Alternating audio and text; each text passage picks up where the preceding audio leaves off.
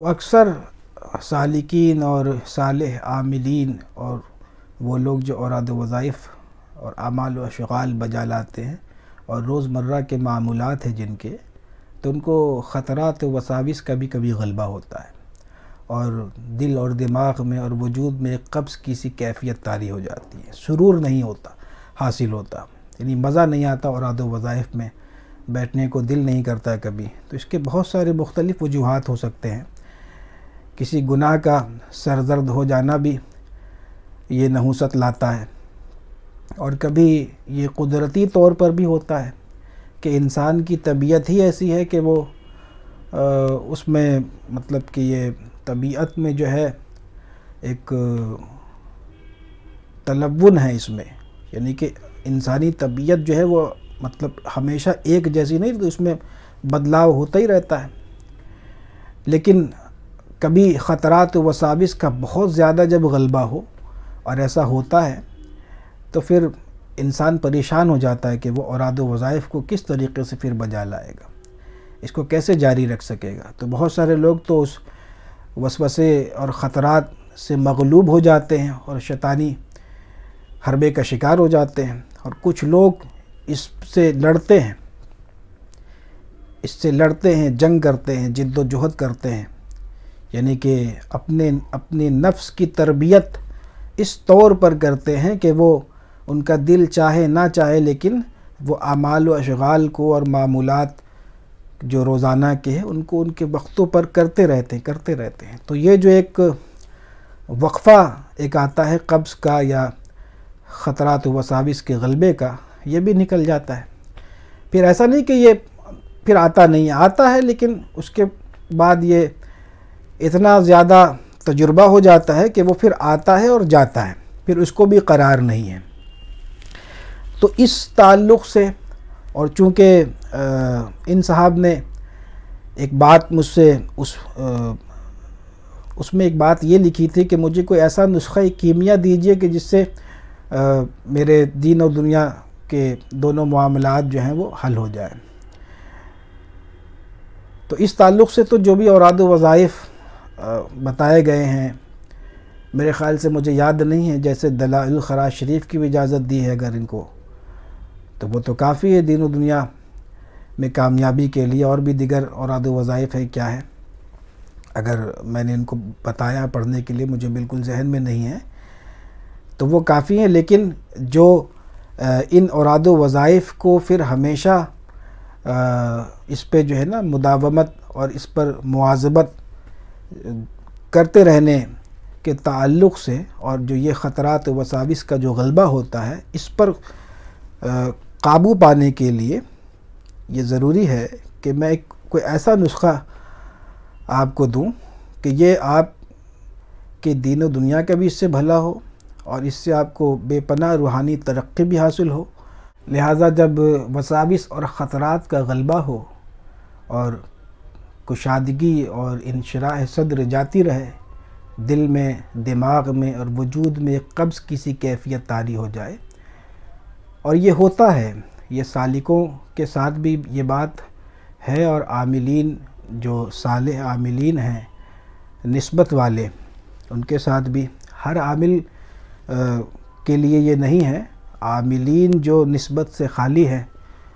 ان کے لیے یہ نہیں ہے، وہ عاملین یا روحانی معالجین جو صاحب نسبت ہیں ان کے لیے ہے، یا جو طریقہ تصوف رکھتے ہیں ان کے لیے۔ تو اس کا طریقہ حضرت شاہ ولی اللہ محدث دہلوی رحمۃ اللہ تعالیٰ علیہ نے اپنے ایک مکتوب میں آپ نے ارشاد فرمایا ہے، اور بہت ہی شاندار یہ ذکر ہے، سبحان اللہ و بحمدہ۔ تو فرمایا کہ سبحان اللہ کی ضرب دل پہ لگائے، اور جب سبحان اللہ کہے تو اللہ تبارک و تعالیٰ کو تمام حادث صفات سے تمام سے منزہ جانے، اور بحمدہ کی ضرب نور اعظم جو فوق العرش ہے اس پہ لگائے، اور اس وقت اللہ تبارک و تعالیٰ کو تمام خوبیوں کا مالک،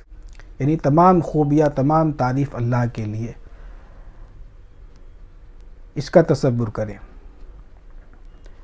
تو یہ اس کا کوئی وقت نہیں ہے کہ کسی خاص وقت کا تو انہوں نے ذکر نہیں کیا، البتہ یہ کہ بعد عشاء یا فجر یا تہجد میں یا جو بھی وقت کسی نماز کے بعد جو کہ اطمینان کا ہو، جہاں غلبہ نہ ہو دماغ میں ایک ہجوم خیالات کا، تو اس وقت جب دماغ اور دل بالکل خالی ہو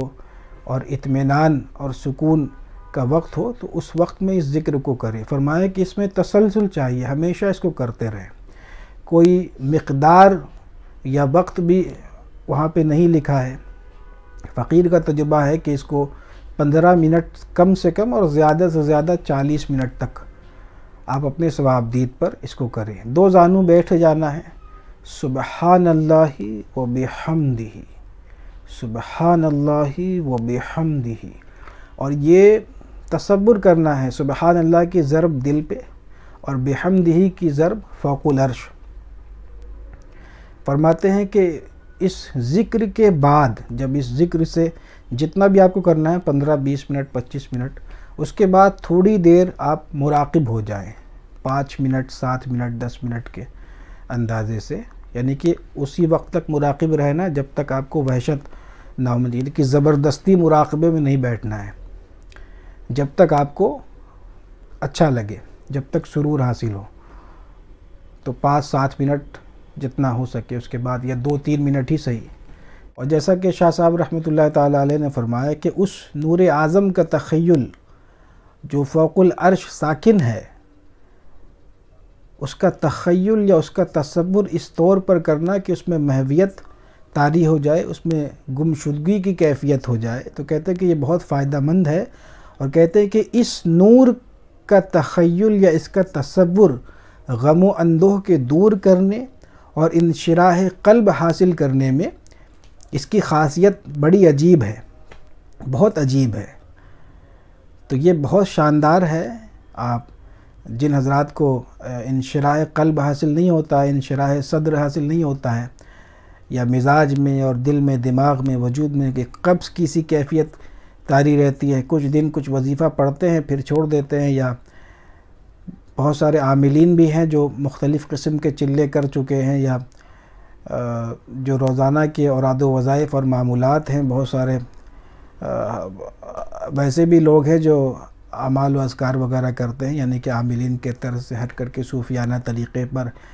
اپنے سلسلے کے اوراد و وظائف کو بجا لانا، یا اس قسم کے جیسے معمولات ہوتے ہیں، دلائل الخراج شریف ہے یا حزب البحر شریف یا دعائے سیفی وغیرہ وغیرہ، ان سب کو پڑھتے ہیں۔ تو ان لوگوں کے لیے بھی یہ طریقہ ان سب کے لیے ہے کہ آپ اس کو اپنے مرشد سے اس کی اجازت حاصل کریں اور اس کو اس طریقے سے آپ بجا لائیں، انشاءاللہ تعالی اس سے انشراح صدر حاصل ہوگا اور بہت ہی شاندار، بہت عمدہ ہے۔ اللہ تبارک و تعالی ہم سب کو علم نافع عطا فرمائے، خیر کثیر عطا فرمائے۔ السلام علیکم ورحمۃ اللہ وبرکاتہ۔